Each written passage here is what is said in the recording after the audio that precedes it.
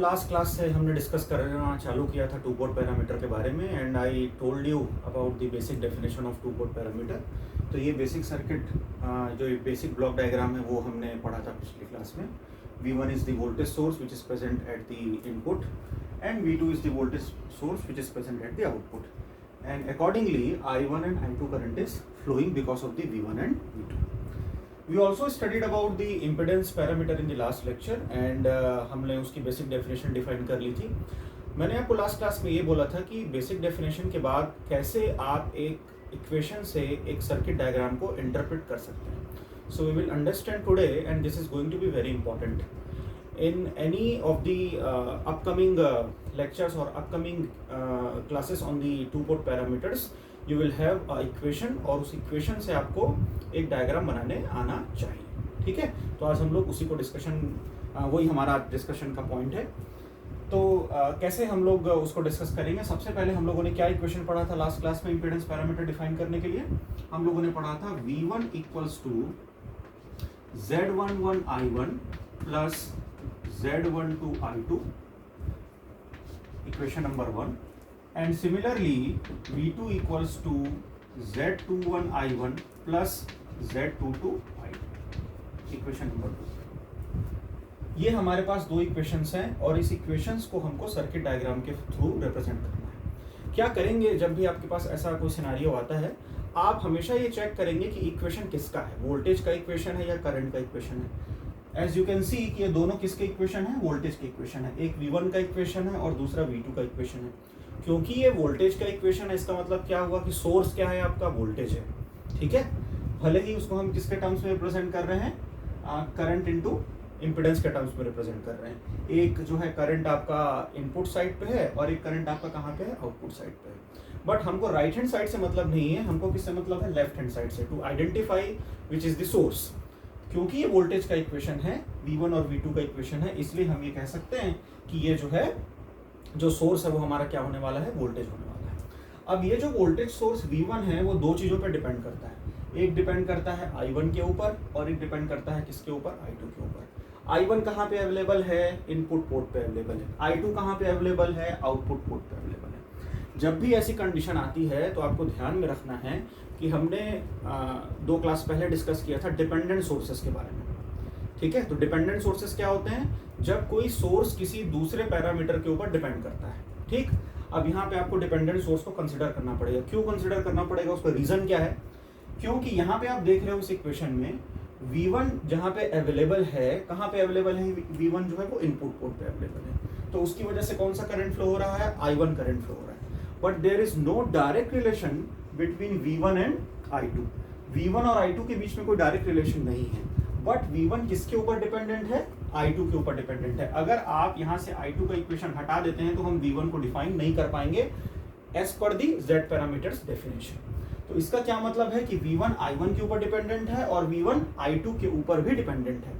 अब क्योंकि V1 और I1 दोनों ही कहाँ पे प्रेजेंट है, इनपुट पे प्रेजेंट है, इसलिए हम इसको डिपेंडेंट सोर्स नहीं बोलेंगे। व्हाई, बिकॉज जब तक आप V1 अप्लाई नहीं करेंगे you can not get the current I1। But there is no direct relation between V1 and I2। तो V1 किसके ऊपर डिपेंडेंट है, उस करंट के ऊपर डिपेंडेंट है जो आउटपुट पे अवेलेबल है। सो इसलिए हम इसको कहेंगे current controlled voltage source. So this is nothing but an example of current controlled voltage source. ये वोल्टेज सोर्स है जो किसके ऊपर डिपेंडेंट है, इस करंट के ऊपर डिपेंडेंट है। ठीक है, सिमिलरली जब मैं V2 की बात करता हूं तो V2 का अगेन I1 से कोई डायरेक्ट रिलेशन नहीं है। V2 is directly related to I2 but there is indirect relation between V2 and I1। तो इस इनडायरेक्ट रिलेशन होने की वजह से अब ये भी एक करंट है, करंट कंट्रोल कर रहा है किसको, सोर्स को, और सोर्स क्या है आपका, वोल्टेज। तो again this is an example of current controlled voltage source. तो हमारे पास दो करंट कंट्रोल वोल्टेज सोर्स हैं और इसी को ही हमको इंटरप्रेट करना है अपने डायग्राम में जब हम डायग्राम प्लॉट करेंगे। ठीक है, तो जब आप डायग्राम प्लॉट करोगे तो आप ध्यान में रखिए कि हमको किसका इक्वेशन बनाना है, KVL का इक्वेशन बनाना है कि KCL का इक्वेशन बनाना है। आपको ये पता होगा कि जब हम KVL का इक्वेशन बनाते हैं तो हमारा जो सर्किट है उसका फॉर्मेशन सीरीज में होता है, लूप के फॉर्म में होता है। और जब हम KCL सर्किट बनाते हैं तो वो हम नोड्स के फॉर्म में बनाते हैं। ठीक है, तो ये किस पे डिपेंड करेगा कि आपको KVL सर्किट बनाना है या KCL सर्किट बनाना है, ये डिपेंड करेगा आपके इक्वेशन के ऊपर। अगर आपका इक्वेशन वोल्टेज का है तो ऑब्वियसली आप लूप वाला इक्वेशन बनाओगे, केवीएल वाला इक्वेशन बनाओगे, और अगर आपका इक्वेशन जो है वो करंट का है तो ऑब्वियसली आप कैसा इक्वेशन बनाओगे, करंट का इक्वेशन बनाओगे। तो करंट का जो इक्वेशन होगा वो केसीएल के फॉर्म में होगा और जो वोल्टेज का इक्वेशन जो होगा वो केवीएल के फॉर्म में होगा। तो हम लोग केवीएल वाला सर्किट बनाने की कोशिश करेंगे, देखते हैं कि इसका V1 को हम किस तरीके से इंटरप्रेट कर सकते हैं। तो आप देखिए, आप सर्किट बनाएंगे और यहाँ पे रिप्रेजेंट करेंगे प्लस माइनस V1। ये हो गया मेरा प्लस माइनस V1, ठीक है। एक पहला पैरामीटर जो है वो क्या है, Z11 इंटू I1। तो मुझे कोई इम्पिडेंस बनाना पड़ेगा जिसको मैं क्या बोलूंगा, Z11 बोलूंगा। Again I am telling you this is impedance. Impedance can be resistance, impedance can be inductance, impedance can be capacitance. ऐसा कुछ नहीं, I mean reactance because of the capacitance and inductance. Okay, तो impedance जो होता है वो एक group को रिप्रेजेंट करता है जो रेजिस्टेंस भी हो सकता है और रिएक्टेंस भी हो सकता है। इसलिए जब हम इम्पिडेंस को डिफाइन करेंगे तो आप एक ऐसा ब्लॉक बना सकते हैं इस तरीके से, this is a block. Okay, और ये ब्लॉक जो है वो किसको रिप्रेजेंट कर रहा है, Z11 को रिप्रेजेंट कर रहा है। और क्योंकि ये V1 है इसके कारण एक करंट फ्लो हो रहा है जिसकी वैल्यू को हम क्या बोल रहे हैं, I1 बोल रहे हैं। तो ये पहला ड्रॉप हमने बना दिया, क्या है, V1 इक्वल्स टू, जब आप इक्वेशन लिखेंगे केवीएल का तो आप कैसे रिप्रेजेंट करेंगे उसको, V1 equals to I1 into Z11। तो ये हो गया आपका पहला टर्म। अब दूसरा टर्म आप देखिए ध्यान से कि जो V1 की वैल्यू है उसके किसके ऊपर डिपेंडेंट है, I2 के ऊपर डिपेंडेंट है। तो हम उसको किस तरीके से बनाएंगे, मैंने आपको अभी बता दिया कि ये कैसा सोर्स होने वाला है, डिपेंडेंट सोर्स होने वाला है। और कैसा सोर्स है, ये वोल्टेज सोर्स है। मैंने आपको बताया था कि जब भी हम डिपेंडेंट सोर्सेस को रिप्रेजेंट करते हैं तो उसको किस फॉर्म में रिप्रेजेंट करते हैं, डायमंड शेप डायग्राम के फॉर्म में रिप्रेजेंट करते हैं। तो आप हमेशा ध्यान रखिए, जब भी आप डिपेंडेंट सोर्सेस बनाएंगे तो उसका शेप होना चाहिए डायमंड शेप। तो हम लोग एक डायमंड शेप डिपेंडेंट सोर्स बनाने की कोशिश करते हैं। ये हो गया मेरा diamond shape dependent source and this is my connection. अब ये जो डायमंड शेप डिपेंडेंट सोर्स है वो वोल्टेज होगा या करंट होगा, ऑब्वियसली वो क्या होने वाला है, वोल्टेज होने वाला है, क्योंकि हमने V1 को वहां पे रिप्रेजेंट किया। तो ये हो गया मेरा वोल्टेज सोर्स जो कि डायमंड शेप से मैंने रिप्रेजेंट कर दिया। अब इस वोल्टेज सोर्स को कंट्रोल कौन कर रहा है, I2 कंट्रोल कर रहा है, और उसके अक्रॉस क्या लगा हुआ है, Z12 लगा हुआ है। तो we will simply write Z12 into I2। So irrespective of the controlling parameter, you cannot change the basic property of the source। ये हमको हमेशा ध्यान रखना है। बेसिक प्रॉपर्टी सोर्स की क्या है, वोल्टेज की है। मैंने आपको पहले भी एक्सप्लेन किया है, सोर्स के साथ हम लोग कुछ नहीं करने वाले हैं। सोर्स हमेशा वही रहेगा, भले ही उसको कंट्रोल करने वाला पैरामीटर कुछ भी हो, चाहे वो वोल्टेज हो चाहे वो करंट हो। यहाँ पे आप देख सकते हैं कि सोर्स क्या है, वोल्टेज है, सोर्स क्या है, वोल्टेज है, और कंट्रोल कौन कर रहा है, उसको करंट कंट्रोल कर रहा है। और हमने उसको एज इट इज ऐसे ही लिख दिया है इस फॉर्म में। तो जब आप अप्लाई करेंगे आप देख सकते हैं, जैसे ही आप केवीएल का इक्वेशन लिखना चाहेंगे तो V1 इक्वल्स टू क्या हो जाएगा, Z11 into I1 plus Z12 into I2। ये हो गया आपका इक्वेशन नंबर 1, ठीक है। और सेम डेफिनेशन आपको यूज करना है राइट हैंड साइड में भी, जब हम किसका इक्वेशन प्लॉट करने की कोशिश करेंगे, डायग्राम प्लॉट करने की कोशिश करेंगे, V2 का डायग्राम प्लॉट करने की कोशिश करेंगे। तो V2 का डायग्राम आप यहाँ से स्टार्ट करेंगे, आउटपुट साइड में आप डिफाइन कर देंगे प्लस माइनस V2 कुछ इस तरीके से।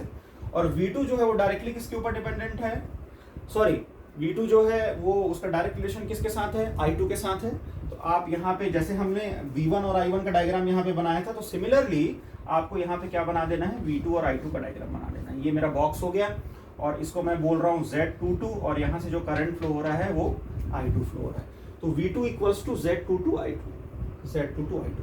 अब V2 किसके ऊपर डिपेंडेंट है, I1 के ऊपर डिपेंडेंट है। तो V2 का इनडायरेक्ट रिलेशन किसके साथ है, I1 के साथ, ठीक है। तो यहाँ पे जब आप डिपेंडेंट सोर्स बनाएंगे तो आप इस तरीके से उसको रिप्रेजेंट करेंगे। ये अगेन जो है वो वोल्टेज सोर्स है, this is my voltage source जो डिपेंडेंट है किसकी वैल्यू के ऊपर, दिस विल बी Z21 और ये हो गया I1, ठीक। इसको आप इस तरीके से आपस में कनेक्ट भी कर सकते हैं और यहाँ से ऐसा ग्राउंड का सिग्नल बना सकते हैं। वैसे भी ग्राउंड नहीं भी बनाएंगे तो भी चलेगा, क्योंकि आपने यहाँ पे माइनस साइन दिखाया हुआ है, ठीक।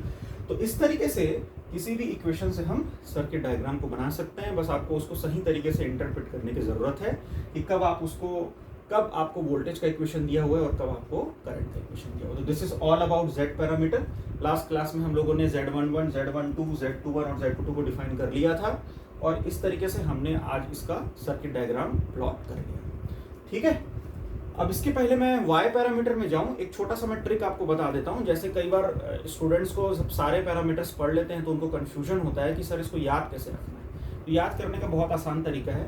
आपको अगर बेसिक डेफिनेशन याद रखनी है कि Z11 क्या होता है, Z12 क्या होता है, Z21 क्या होता है और Z22 क्या होता है। तो इसको कैसे याद करेंगे, मैंने आपको बताया था ओम्स लॉ क्या होता है, V equals to I into R. Okay, so हम लोग ऐसे भी लिख सकते हैं इसको, V equals to I into Z, we discussed in the previous class. और अगर मुझे Z निकालना है तो Z क्या होता है, V अपॉन आई होता है। Z क्या होता है, V अपॉन आई होता है। अब आप देखिए Z11, तो ये हो गया आपका Z11। ये जो पहला वन है वो बताता है आपको कि पहले आपको क्या रिप्रेजेंट करना है, और ये जो वन है वो आपको बताता है कि आपको बाद में क्या रिप्रेजेंट करना है। पहले और बाद का क्या मतलब है, ऑब्वियसली क्योंकि ये Z है तो ये क्या होगा, V अपॉन आई होगा। तो इक्वेशन किस तरीके से हो जाएगा इसका, V1 अपॉन I1।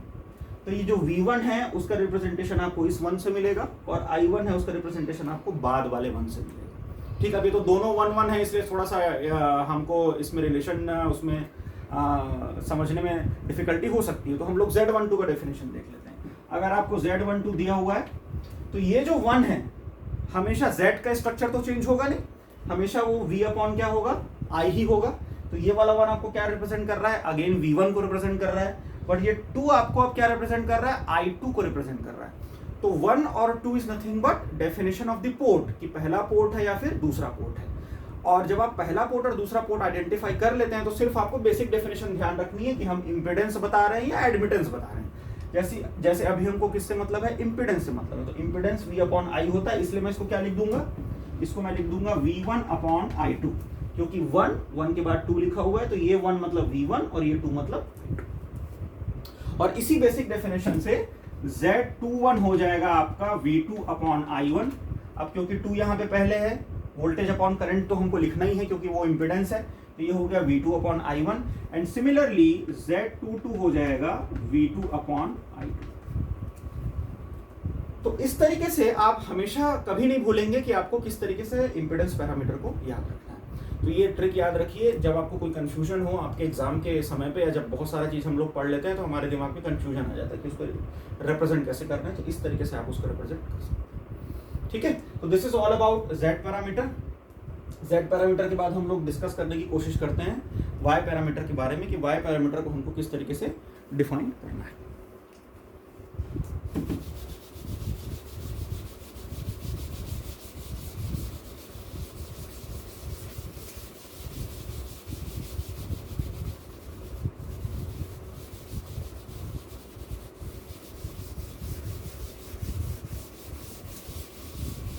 तो Y पैरामीटर के डायग्राम में क्या चेंज होने वाला है, अब आपको पता है कि Z और Y का क्या रिलेशन है। Z इक्वल्स टू होता है 1 अपॉन Y, और we can say Y equals to 1 upon Z। हम लोग इंटर रिलेशनशिप भी पढ़ेंगे Z और Y पैरामीटर के बीच में, बट आप इतना ध्यान रखिए कि इंपेडेंस का उल्टा एडमिटेंस होता है, एडमिटेंस का उल्टा इंपेडेंस होता है।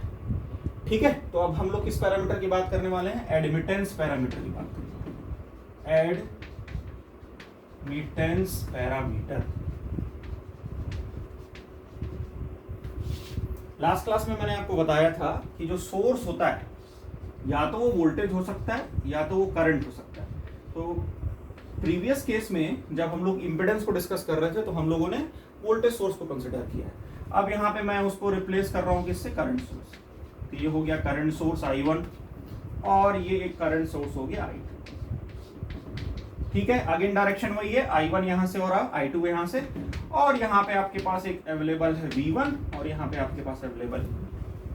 सो small change in a block diagram, सिर्फ हम लोगों ने क्या किया है, वोल्टेज सोर्स को करंट सोर्स से रिप्लेस किया। वैसे भी वोल्टेज और करंट आपस में डुअल होते हैं, हम लोग डुअलिटी प्रॉपर्टी पढ़ेंगे, then I will explain you. तो एडमिटेंस पैरामीटर को हम लोग डिफाइन करते हैं Y से। तो फिर एडमिटेंस की डेफिनेशन किससे बनती है, Y से बनती है। और मैंने आपको बता दिया कि इंपेडेंस का बिल्कुल उल्टा होने वाला है। तो जो आपने प्रीवियस इक्वेशन लिखा था किसका, इंपेडेंस का सॉरी, जो आपने प्रीवियस इक्वेशन लिखा था किसका, इंपेडेंस का, उसकी जगह आपको एडमिटेंस का इक्वेशन लिखना है। तो जो प्रीवियस इक्वेशन था उसमें वोल्टेज की जगह हमको करंट को रिप्लेस करना है। ठीक है, तो हम लोगों ने इक्वेशन कहाँ से स्टार्ट किया था, V1 से स्टार्ट किया था। अब आप इक्वेशन लिखना स्टार्ट करेंगे I1 से। तो I1 इक्वल्स टू, ठीक, I1 इक्वल्स टू, अब आप लिखेंगे Y11, Z11 की जगह क्या लिख रहे हैं, Y11, और वहां पे हमने लिखा था I1, अब आपको लिखना है V1, ठीक, plus Y12 V2। Okay, and then आपको दूसरा इक्वेशन किस फॉर्म में लिखना है, I2 के फॉर्म में लिखना है, and then you have to write y21 v1 plus y22 v2. This will be my equation number 1 and this will be my equation number 2. तो ये दोनों जो हैं वो कैरेक्टरिस्टिक इक्वेशंस हैं किसके, एडमिटेंस पैरामीटर. मैंने आपको पहले ही बता दिया है कि आपको इस डेरिवेशन से कोई रिलेशन नहीं, हमको सिर्फ इसको as a characteristic equation treat करना है और अपने नेटवर्क एनालिसिस में अप्लाई कर देना है कि किस तरीके से हम वाई पैरामीटर के थ्रू आपके नेटवर्क एनालिसिस करते हैं. तो ये वाई पैरामीटर के दो इक्वेशन हो गए, एक I1 का इक्वेशन हो गया और एक किसका इक्वेशन हो गया, I2 का इक्वेशन हो गया.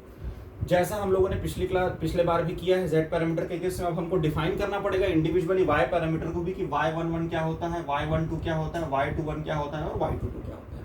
ठीक है, तो Y11 की डेफिनेशन क्या हो जाएगी, आप देख सकते हैं Y11 क्या हो जाएगा, Y11 इक्वल्स टू, जब आप Y1 को डिफाइन करने जाओगे तो it has to be I1 upon V1. बिल्कुल उल्टा किसका, इम्पिडेंस का. इम्पिडेंस क्या होता है, V equals to I into Z. तो Z इक्वल्स टू क्या लिखते हैं हम लोग, V अपॉन I. तो Y इक्वल्स टू क्या लिखेंगे, I अपॉन V.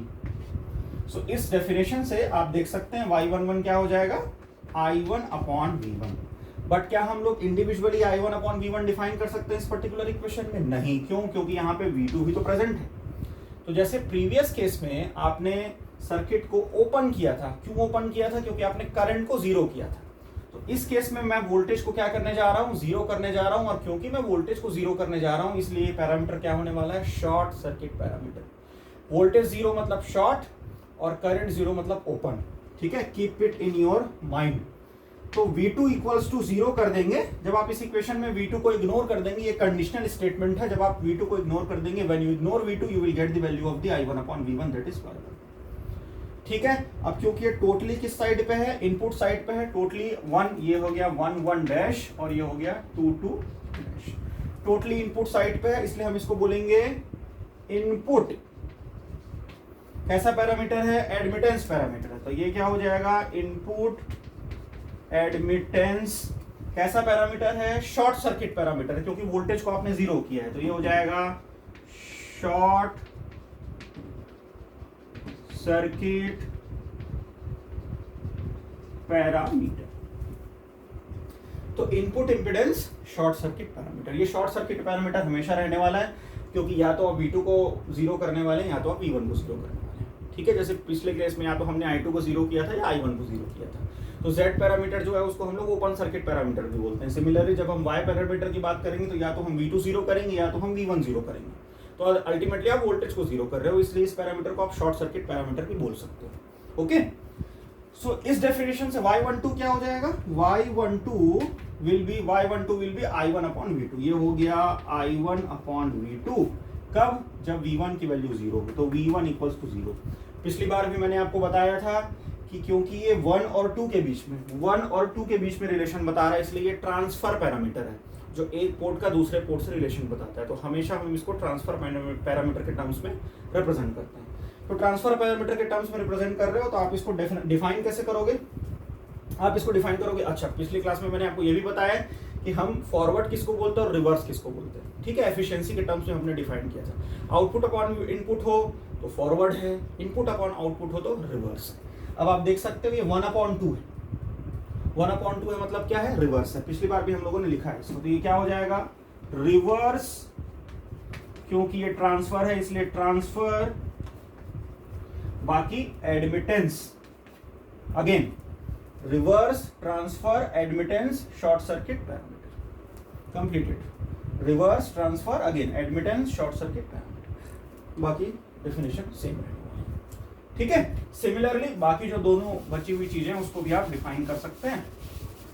तो Y21 क्या हो जाएगा, Y21 इक्वल्स टू, अगेन जो मैंने आपको बताया है ट्रिक, उससे भी आप ध्यान रख सकते हैं. क्योंकि ये एडमिटेंस है तो करंट पहले आएगा और वोल्टेज बाद में आएगा, बिल्कुल इंपेडेंस का उल्टा. तो ये 2 आपको क्या बता रहा है, करंट बता रहा है, और ये 1 क्या बता रहा है, आपको एडमिटेंस बता रहा है. तो क्या हो जाएगा ये I2 अपॉन V1. कब I2 upon V1, I2 upon V1 कब, जब क्या जीरो हो, V2 जीरो हो. V2 equals to zero. सो ये हो गया forward transfer, admittance parameter, short circuit parameter. Okay, तो वो तो चेंज होने से रहा. लास्ट जो बचता है आपका है वो है y22. y22 is nothing but यहां से देख सकते हैं y22 is I2 upon V2. नहीं तो यहां से भी ध्यान दे सकते हो, पहले करंट बताना है बाद में वोल्टेज बताना है. 2 लिखा है तो करंट वाला 2 और ये बाद वाला 2 किसकी वजह से, वोल्टेज की वजह से, as per the definition of this admittance. तो ये हो जाएगा I2 upon V2. I2 upon V2 कब, जब क्या जीरो हो, V1 जीरो हो, तो V1 इक्वल्स टू 0. अब क्योंकि ये टोटली किस साइड में है, आउटपुट साइड में, जैसे ये टोटली किस साइड में था, इनपुट साइड में था, तो ये टोटली किस साइड में है, आउटपुट साइड में. तो हम लिख सकते हैं इसको आउटपुट एडमिटेंस. शॉर्ट सर्किट को हम इस तरीके से रिप्रेजेंट करते हैं, शॉर्ट सर्किट पैरामीटर.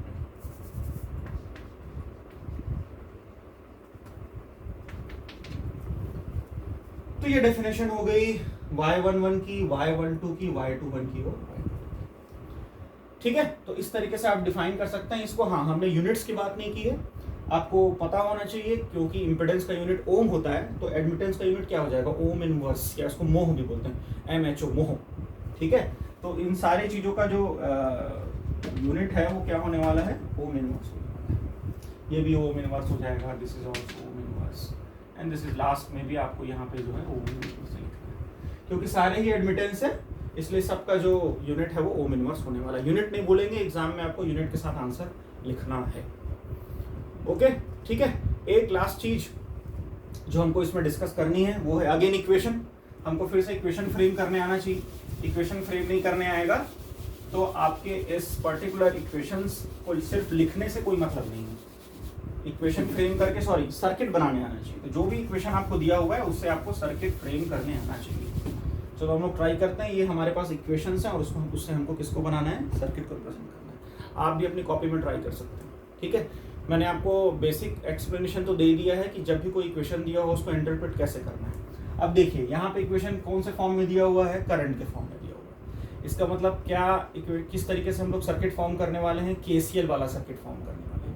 KCL वाले सर्किट का मतलब नोड वाला सर्किट. नोड वाला सर्किट किस फॉर्म में बनता है, पैरेलल फॉर्म में बनता है. ठीक है, वेयर एस KVL वाला सर्किट किस फॉर्म में बनता है, सीरीज फॉर्म में बनता है. यही बस ध्यान रखना है. जब आपको वोल्टेज वाला इक्वेशन दिया हो तो आपको सीरीज वाला सर्किट बनाना है, और जब आपको करंट वाला इक्वेशन दिया हो तो ऐसा बनाना है, आपको KCL वाला सर्किट बनाना है. तो ये I1 हो गया. तो हम लोग क्या करेंगे, ये I1 सोर्स बना लेंगे. ये हो गया मेरा I1 सोर्स. ठीक है, दिस इज माई I1. और ये I1 जो है वो अगेन दो चीजों के ऊपर डिपेंडेंट है. एक V1 के ऊपर डिपेंडेंट है और किसके ऊपर डिपेंडेंट है, V2 के ऊपर, जैसे हमने प्रीवियस केस में भी कंसिडर किया था. क्योंकि I1 और V1 किसके पैरामीटर है, इनपुट के पैरामीटर है, तो उनके बीच में तो डायरेक्ट रिलेशन है. बट यहाँ पे फिर से आपको दिख रहा है कि I1 अब डिपेंडेंट है किसके ऊपर, V2 के ऊपर. सोर्स क्या है, I1 is a current source, और कंट्रोल कौन कर रहा है उसको, वोल्टेज कंट्रोल कर रहा है. तो it is voltage controlled current source. तो ये अगेन डिपेंडेंट पैरामीटर है. क्यों, क्योंकि I1 की वैल्यू डिपेंडेंट है V2 के ऊपर, और V2 कहाँ पे अवेलेबल है, आउटपुट पे अवेलेबल है. तो जब भी इस तरीके का कोई इंटर रिलेशनशिप हो तो आपको समझ लेना है कि डिपेंडेंट सोर्स ही बनने वाला है. बट इस बार जो डिपेंडेंट सोर्स है वो कैसा है, करंट सोर्स. करंट सोर्स है, कंट्रोल भले कौन कर रहा है उसको, वोल्टेज कर रहा है. तो हम लोग उसको उसी फॉर्म में बनाएंगे. अब अगर मुझे y11 लिखना है तो मुझे क्या निकालना है, I1 अपॉन V1. ठीक, तो जैसे हम लोगों ने पिछली बार सीरीज वाला फॉर्म बनाया था, इस बार आपको पैरेलल वाला फॉर्म बनाना है. तो पैरेलल वाला फॉर्म मतलब अब आप इस तरीके से बॉक्स बनाएंगे पैरेलल लेग में. ठीक, और इसको आप बोलेंगे क्या, y11, और यहाँ पे नोड पे कौन सा वोल्टेज रहेगा, V1 रहेगा. देख सकते हैं आप, अगर आपको I1 को डिफाइन करना, y1 को डिफाइन करना तो क्या हो जाएगा, I1 upon V1. I1 upon V1 आप डिफाइन करेंगे तो आपको क्या मिल जाएगा, y11 मिल जाएगा. ठीक है, ध्यान रखना है ये इम्पीडेंस नहीं है, ये एडमिटेंस है, और एडमिटेंस बिल्कुल इम्पीडेंस का अपोजिट होता है. तो अगर आपको y11 चाहिए तो you have to write I1 upon V1. ठीक, अब इसके बाद आपको एक सोर्स बनाना है, और वो जो सोर्स होगा वो ऑब्वियसली कैसा होने वाला है, करंट ही होने वाला है. और वो करंट सोर्स है उसको, सॉरी गलत मैंने रिप्रेजेंट किया. जब भी हम डिपेंडेंट बनाएंगे तो क्या बनाएंगे, डायमंड शेप डायग्राम बनाएंगे. ठीक, तो ये डायमंड शेप डायग्राम है, और डायमंड शेप डायग्राम के अक्रॉस क्या लिखना है आपको, y12 V2. बिना सोचे कि कौन कंट्रोल कर रहा है, सोर्स क्या होने वाला है, करंट, क्योंकि ये करंट का इक्वेशन है. तो ये हो जाएगा y12 तो ये हो गया इनपुट का डायग्राम. ठीक है, अब जैसे आपने इनपुट का डायग्राम बना लिया है वैसे ही आप इस डायग्राम को बना सकते हो, आउटपुट के डायग्राम को बना सकते हो. तो आउटपुट में भी आप इसको एक्सटेंड कर लो इस तरीके से. ठीक है। अगेन यहाँ पे आपको एक सोर्स बनाना है जो कि डिपेंडेंट सोर्स है, और अगेन यहाँ पे आपको एक इस तरीके से प्लॉटिंग करनी है। ये हो गया आपका plot, this is my current, और इस तरफ अब कौन सा करंट आ रहा है यहाँ से, सेकंड इक्वेशन किसका है, I2 का है, तो सेकंड इक्वेशन में आप क्या लिख देंगे, I2 लिख देंगे। I2 का इक्वेशन यहाँ से मिल रहा है आपको, और I2 का इक्वेशन किसके किसके ऊपर डिपेंडेंट है, तो V1 के ऊपर, एक V2 के ऊपर। तो I2 और V2 में फिर से क्या है, डायरेक्ट रिलेशन है, इसलिए यहाँ पे आप बना देंगे V2, ठीक, और ये हो जाएगा आपका Y22। तो V2 upon I2 upon V2 is nothing but Y2। तो ये क्या है फिर, ये अगेन करंट सोर्स है, ये करंट सोर्स, और करंट सोर्स किसके ऊपर डिपेंडेंट है, V1 के ऊपर डिपेंडेंट है। तो हम इसको किस तरीके से लिख लेंगे, इस पर्टिकुलर करंट सोर्स को क्या लिखेंगे, Y21 V1, तो ये हो जाएगा Y21 V1, ठीक है। तो ये भी वोल्टेज कंट्रोल करंट सोर्स है, और ये भी क्या है, करंट सोर्स जो वोल्टेज के ऊपर डिपेंडेंट है, ये भी वोल्टेज कंट्रोल करंट सोर्स का एग्जांपल है। तो इस तरीके से हम एडमिटेंस पैरामीटर के सर्किट डायग्राम को प्लॉट कर सकते हैं, ठीक।